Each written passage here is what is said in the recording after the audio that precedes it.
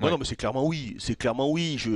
Je comprends la frustration des supporters. On l'a dit dans Team Dugas et sur RMC très souvent. Quand ils sont passés à côté, notamment en Ligue des Champions, on l'a dit, on l'a condamné, on les a critiqués. Maintenant, quand il y a des bonnes choses, pour critiquer les gens, il faut aussi accepter de dire que c'est bien quand c'est très bien. Il faut un championnat, puisqu'on parle de cette compétition-là où ils sont les champions, remarquable, où il y a très peu de fautes qui ont été commises. Moi, je faisais partie de ceux qui pensaient qu'ils pouvaient même faire toute la saison en étant invaincus. Ça n'a pas été le cas, mais je trouve que c'est un excellent champion.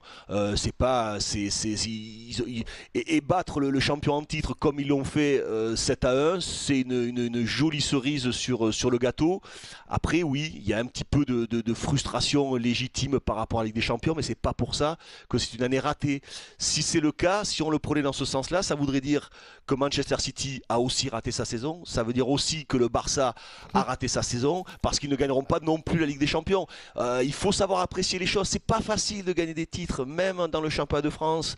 C'est pas facile. Ils n'ont pas gagné la saison dernière, donc il y a un progrès déjà par rapport à la saison dernière. Donc déjà il y a un mieux. Ce que je veux dire, c'est que pour avancer, il ne faut pas se nourrir que des choses négatives. Les choses négatives, il faut les observer, il faut les analyser, il faut les comprendre, mais il faut se servir des choses positives. Et même si elles peuvent parfois être un peu redondantes parce qu'on a l'impression que c'est toujours le Paris Saint-Germain qui gagne, c'est toujours eux, c'est assez facile. Non, c'est en se nourrissant des bonnes choses. Avec les titres, on crée de l'histoire, on crée une âme, on crée quelque chose de fort pour le club. Ça résonne dans le monde entier. C'est important pour le club. Donc je pense qu'il faut savoir savourer. Faut pas faire la fine bouche. C'est pas ça aimer le football. Ok.